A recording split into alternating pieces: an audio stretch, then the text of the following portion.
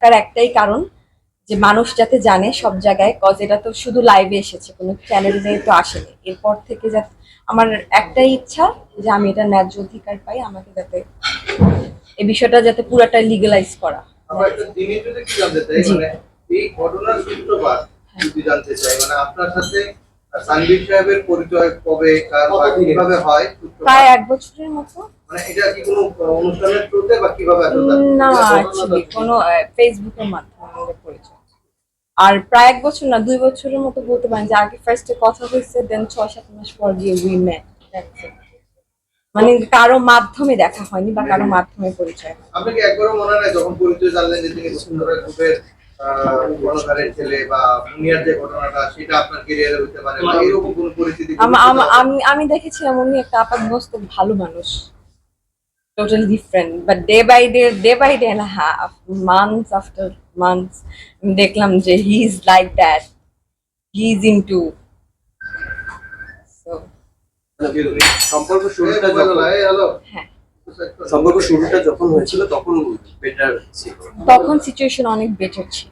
আর আস্তে আস্তে আমি জানতাম মানে তার চরিত্রে সমস্যা, এক এক সময় এক একটা মেল লাগবে, এই টাইপের জিনিস যখন আমি দেখতে পাই, তখন সিচুয়েশন গুলা খারাপের দিকে যাচ্ছে অনেক। এই ব্যাপারগুলো আপনি কিভাবে বুঝলেন? এই ব্যাপারগুলা আমি কিভাবে বুঝলাম, আমি ম্যাক্সিমাম টাইমে ভিডিও কলে কথা বলতাম। তো 1 দিন 2 দিন 3 দিন 4, যখন ভিডিও কলে ধরা পড়লো, আস্তে আস্তে আমার সাথে খারাপ ব্যবহার, ধরা পড়তে ওইখান থেকেই গায়ে হাত তোলা, একে একে 2 এই টাইপের হতে থাকলো। দেন হচ্ছে সিচুয়েশন ওয়ার্সের খারাপের দিকে যাচ্ছিল। হ্যাঁ, ডেফিনেটলি কমিটমেন্ট যদি না দিত তাহলে তো আমি এত দূর আগাতাম না।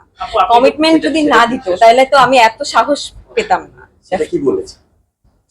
সেটা বলেছিল যে হ্যাঁ, আমি যেহেতু প্রেগনেন্ট হয়ে গেছিলাম পরে, যে ঠিক আছে আমি এটা বিয়ে করবো, বা সামনে সবকিছু ঠিকঠাক হয়ে যাবে, তুমি কাউকে জানাবা না, বা জাস্ট কিপ ইট প্রাইভেট, যেটা বলে অ্যাকচুয়ালি মানুষজন, keep it secret, so that or family জানতে না পারে।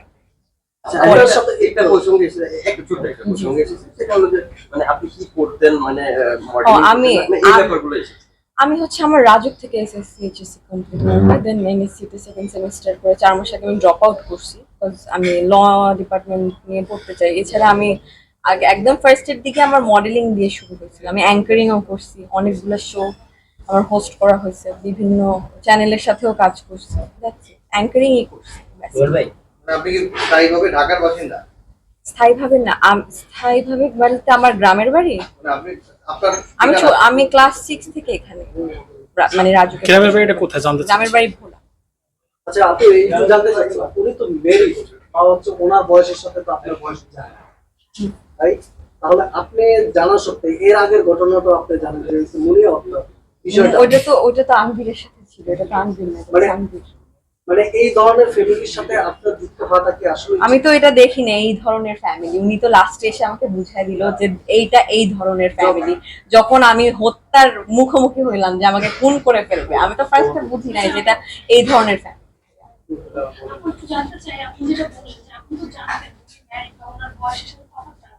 আপনি তো পরিচয়টা পেয়েছেন যে উনি আসলে কোন ফ্যামিলির ছেলে বা উনি কে, উনি তো আমাকে এরকম ফিল করায় না যে উনি কে, উনি আনবির সাহেবের ভাই। উনি at last point no, not even in my worst dream, মানে এরকম একটা সিচুয়েশনের আন্ডারে, in order to get rid from me, সে যে এরকম একটা সিচুয়েশন ক্রিয়েট করবে এট লাস্টে গিয়ে, ডেফিনেটলি তার আব্বা আম্মা বা যারাই জেনেছে বিষয়টা, তার কনসেন্ট ছাড়া তো আর জানে। ডেফিনেটলি তার কনসেন্ট ছিল, তার কাজের লোক থেকে শুরু করে বডিগার্ডরা যে আমার গায়ে হাত তুলেছে ওই দিন রাতে, আমার জান চলে যেত, আমি হয়তো এখন এখানে থাকতে পারতাম না, আল্লাহর অশেষ রহমত আমি জীবিত আছি, এটা তার কনসেন্ট ছাড়া তো হয়নি।